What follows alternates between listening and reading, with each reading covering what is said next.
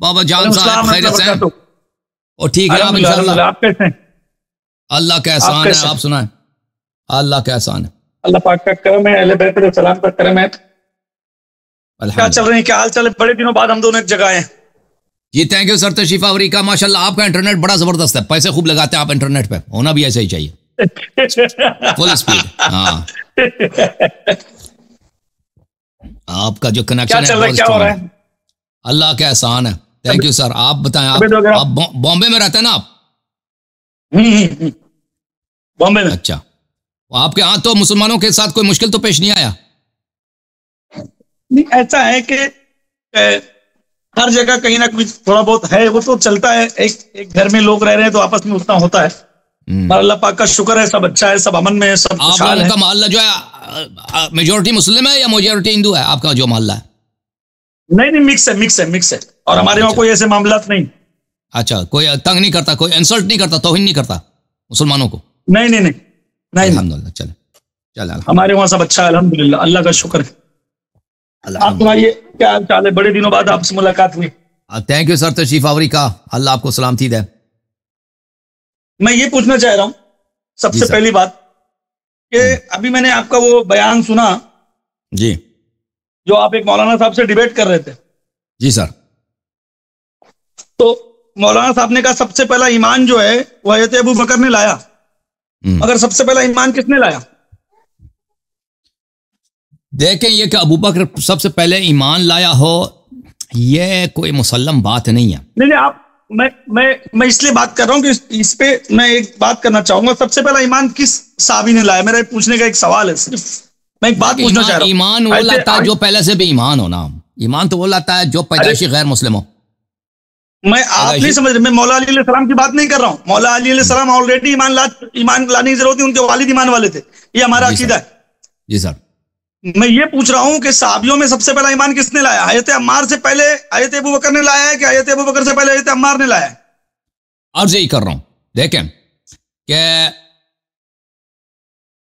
میں آپ کو دیکھیں، ہمارے نزدیک اہل بیت طاہرین علیہ السلام کے نزدیک تو امیر المؤمنین علیہ الصلوۃ والسلام وہ تو سب سے پہلے وہ تو پیدائشی مسلمان تھے، ان کو ایمان لانے کی کیا ضرورت ہے؟ ٹھیک ہے نا، ایمان تو وہ لاتا ہے جو بھی ایمان۔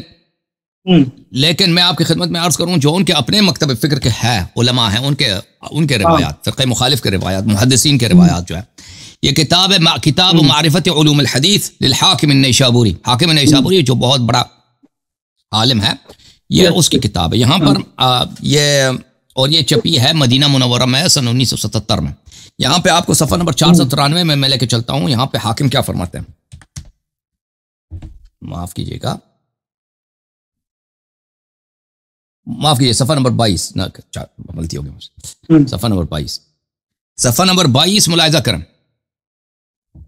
یہاں پر صفحہ نمبر 22 میں آخر صفحہ فعلم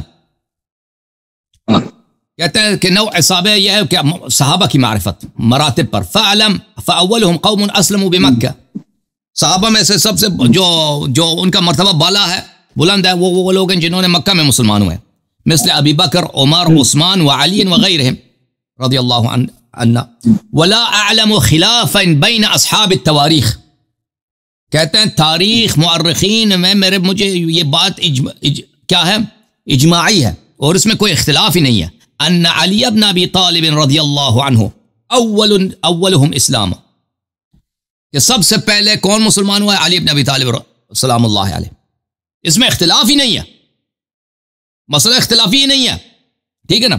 وَإِنَّمَا اخْتَلَفُوا فِي بُلُوغِهِ، صرف یہ لوگوں نے اختلاف کیا کہ وہ اس وقت بالغ تھے یا نہیں تھے، ٹھیک ہے نا۔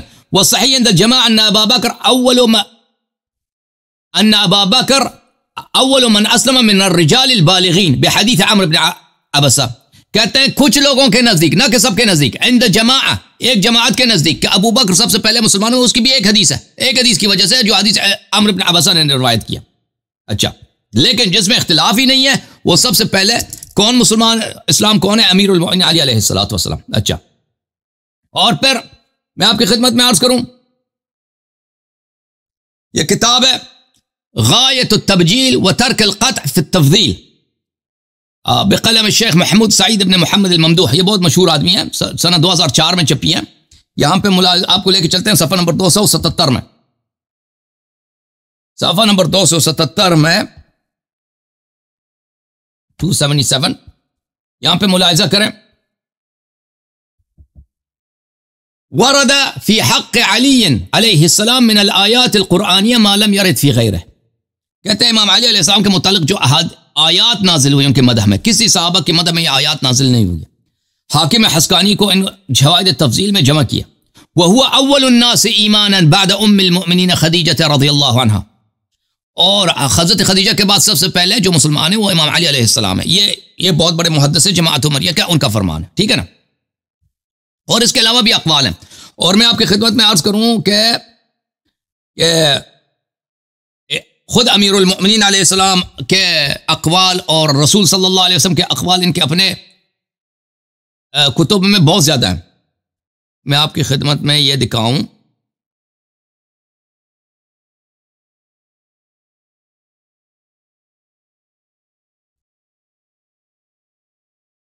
میں ایک بات یہ کہنا چاہ رہا ہوں، چلو بہرحال کتاب ہے سنن ابن ماجہ چاپ دار الفکر، ملاحظہ کریں یہاں پر.